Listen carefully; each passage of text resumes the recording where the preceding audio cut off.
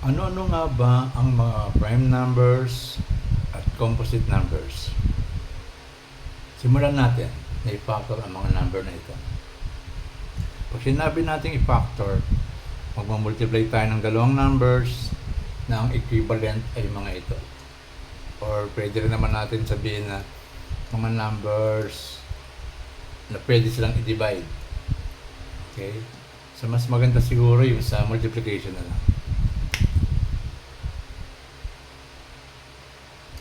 1 times 1, 2 times 1, 3 times 1, 4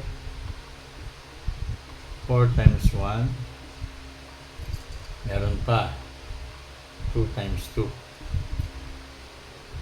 5 times 1, 6 times 1, 3 times 2, 7 times 1, so 8 times 1, 4 times 2,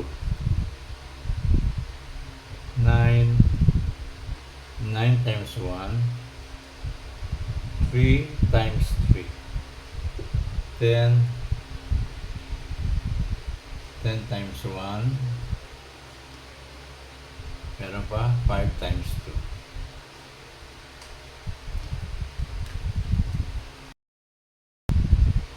2. Yung mga prime numbers, yun lang yung times 1.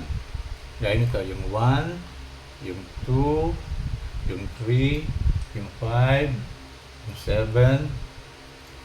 Yun yung mga prime numbers. Times 1 lang. Isa lang yung factor niya. Or else, yung more than one factor, composite. Gaya ng 4. 4 times 1, meron pa siyang 2 times 2. 6 times 1, may 3 times 2 pa siya. 8 times 1, 4 times 2. The same. Kaya ito yung mga prime. Prime.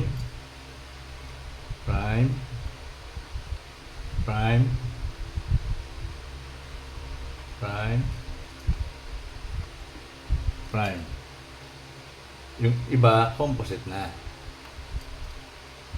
More than na siya.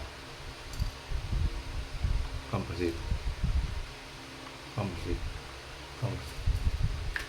Okay? 11 to 50 naman tayo.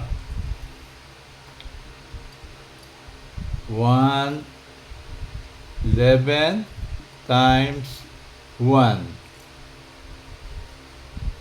Di na pwede 2 rito. 2 times 5.5, di pwedeng decimal. Kailangan whole number. So, 11 times 1 lang siya. 12 times 1. 6 times 2. Meron pa.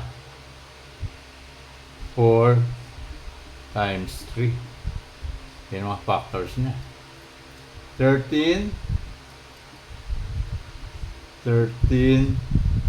times 1 lang yan. 14 times 1. Meron pa 7 times 2. 15 times 1. Ano pa? 5 times 3.